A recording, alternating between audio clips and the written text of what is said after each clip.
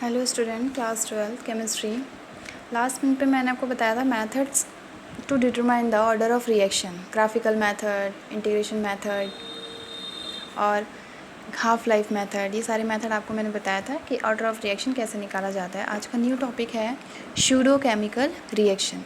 And what is pseudo chemical reaction? Pseudo chemical reaction वो reaction होती है, आपको देखने में रिएक्शन को ऐसा लगेगा कि वो हायर ऑर्डर है, कि सेकंड ऑर्डर है या थर्ड ऑर्डर है, लेकिन रियल में एक्चुअल में अगर उसका रेट निकालने हम जाते हैं तो उसका ऑर्डर ऑफ रिएक्शन जो है वो कम आता है, lower order of reaction show करती हैं।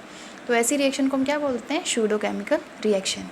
सी लिखा है such reaction which appear to be a higher order but actually follow lower order kinetics are called pseudo chemical reaction. मैंने आपको अभी बोला कि ऐसी रिएक्शन जो अपीयर, दिखने में आपको ऐसा लगे कि हायर ऑर्डर है बट एक्चुअली फॉलो, वो लोअर ऑर्डर काइनेटिक को फॉलो करती है। This is called the pseudo chemical reaction.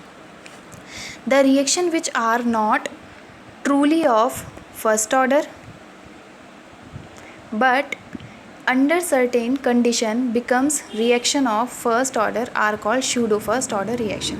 The reaction which are not truly जो कुछ रिएक्शन ऐसी होती हैं बट रियल में वो कैसी होती हैं? फर्स्ट ऑर्डर नहीं होती हैं, बट कुछ कंडीशन ऐसी दी प्रोवाइड करनी पड़ती है उनको कि वो क्या हो जाती है? फर्स्ट ऑर्डर में कन्वर्ट हो जाती हैं। तो वही लिखा है कि ऐसी रिएक्शन को हम क्या बोल देते हैं? Pseudo first order reaction. जैसे कि आपको एक एग्जाम्पल से समझ में आ जाएगा। CH3COO C2HA + H2 ये एथाइल एसीटेट है। एथाइल एसीटेट का हाइड्रोलिसिस करने पर in acidic medium it is converted into या break into the acetic acid and ethyl alcohol. ठीक है, तो ये आपको ऐसा देखने में लग रहा होगा कि सेकेंड ऑर्डर रिएक्शन है, क्योंकि 2 रिएक्टिव मॉलिक्यूल पार्टिसिपेट कर रहे हैं इन, तो ऐसा देखने में लगेगा। मॉलिकुलैरिटी इज 2 रिएक्टिंग मॉलिक्यूल पार्टिसिपेट करेंगे,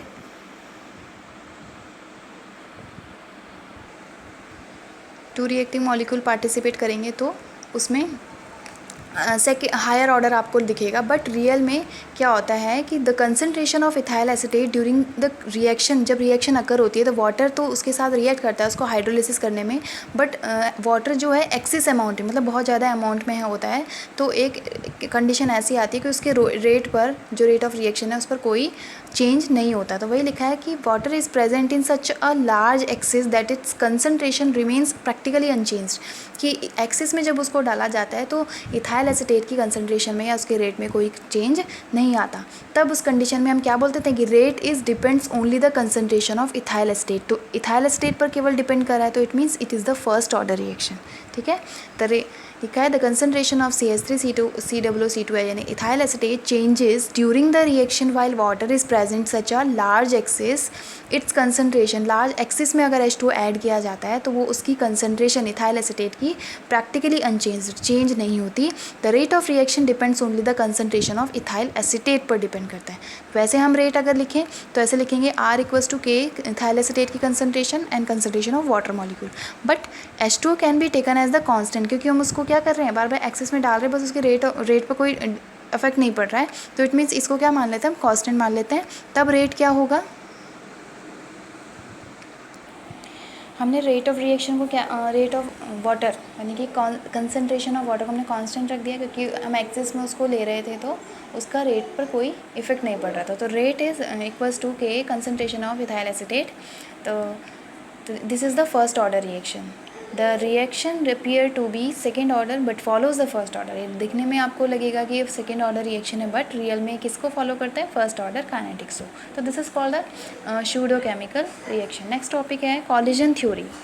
कॉलिजन थ्योरी मीन्स कोलाइड यानी कि रिएक्टिंग मॉलिक्यूल के बीच में कॉलिजन होगा, उनके बीच में कोलाइड मतलब टकराना होगा उनके बीच में, तब जाके प्रोडक्ट फॉर्म होता है। According to this theory the reactant molecule are assume to be hard sphere. ये थ्योरी क्या कहती है कि हम रिएक्टिंग मॉलिक्यूल को क्या मान लेते हैं? एक हार्ड स्फीयर, कि वो गोलाकार है। And reaction is postulated to occur when molecule की रिएक्शन तब कैरिड होगी जब वो आपस में बीच में, उनको हम एज्यूम करते हैं कि वो हार्ड स्फीयर यानी कि स्फीयर गोलाकार है, और रिएक्शन इज पॉसिबल, रिएक्शन तब अकर होती है तब रिएक्टेंट मॉलिक्यूल आपस में कोलाइड करते हैं एक दूसरे के साथ और प्रोडक्ट फॉर्म करते हैं। The number of collision that take place per second per unit volume of the reaction mixture is known as collision frequency. Per unit यानी कि एक यूनिट वॉल्यूम और एक सेकेंड में जितने number of collagen reaction mixture में होंगे, this is called the collagen frequency. It is denoted by the capital Z. The number of collision that take place per second per unit volume of the reaction mixture, this is called collision frequency. The collision which actually produce the product, कि वो collision जो real में product को form करते हैं, produce करते हैं, वही जो हमारे कॉलिजन होते हैं वो इफेक्टिव कॉलिजन होता है. लिखा है the collision which actually produce the product and therefore result in the chemical reaction are called the effective collision. जिन कॉलिजन से हमारा प्रोडक्ट फॉर्म होगा उसी को हम इफेक्टिव कॉलिजन बोलेंगे. रिएक्टेंट मॉलिक्यूल के बीच में बहुत सारे कॉलिजन होते हैं. ऐसा नहीं है कि सारे के सारे कॉलिजन होके आपस में कोलाइड करेंगे मॉलिक्यूल और सबसे हमारा प्रोडक्ट फॉर्म हो जाएगा. कुछ ही ऐसे कुछ फ्रैक्शन मॉलिक्यूल्स या कुछ कॉलिजन ही ऐसे होते हैं जो हमारे प्रोडक्ट में कन्वर्ट होते हैं. तो उन्हीं कॉलिजन्स को हम क्या बोल देते हैं? Effective collision. और जिन कॉलिजन से प्रोडक्ट फॉर्म नहीं होता वो इनइफेक्टिव कॉलिजन उनको बोला जाता है. इसी में 2 इंपॉर्टेंट बैरियर्स हैं टू अ रिएक्शन. किसी भी रिएक्शन को, रिएक्टेंट मॉलिक्यूल को प्रोडक्ट में कन्वर्ट होने के लिए 2 बैरियर से उसे क्रॉस होना पड़ता है. First is energy barrier, second is orientation barrier. Energy barrier देखते हैं. First is energy barrier. ये एक ग्राफ है एनर्जी और रिएक्टेंट कोऑर्डिनेट के बीच में. कोई भी रिएक्टेंट मॉलिक्यूल कुछ एनर्जी कंज्यूम करता है तब जाके प्रोडक्ट में कन्वर्ट होता है. तो this is the energy of the reactant. Suppose मान लेते हैं और ये प्रोडक्ट की है, प्रोडक्ट की एनर्जी है, प्रोडक्ट में फॉर्म हो रहा है. तो रिएक्टेंट मॉलिक्यूल को कुछ एनर्जी की ज़रूरत होगी ताकि आपस में वो क्या करें? कोलाइड करें, तब जाके हमारा प्रोडक्ट फॉर्म हो.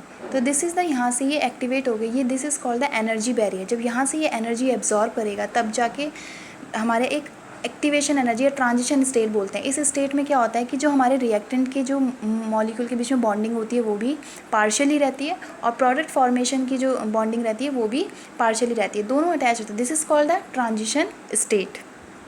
फिर ये एनर्जी रिलीज़ करके क्या करता है?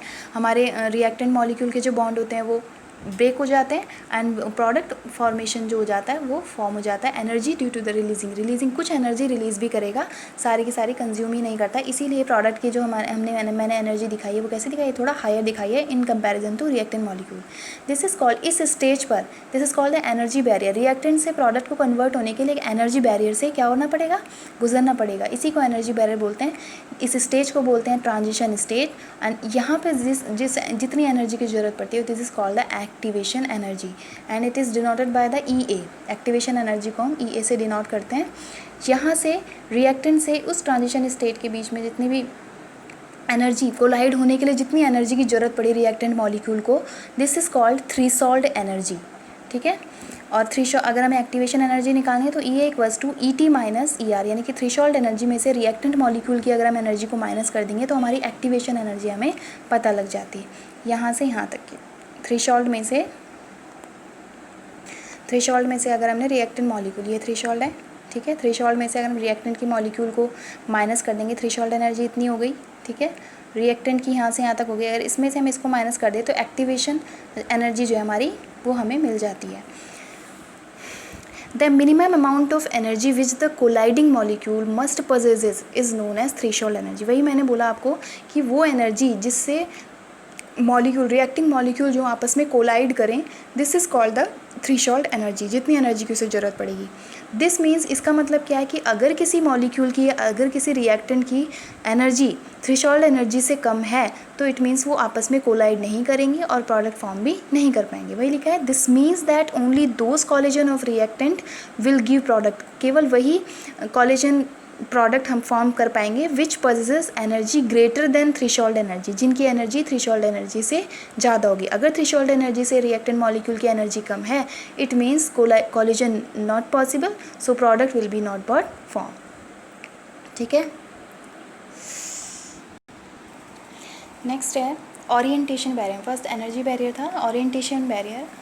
The colliding molecule should also have proper orientation so that the old bond may break and new bond are formed.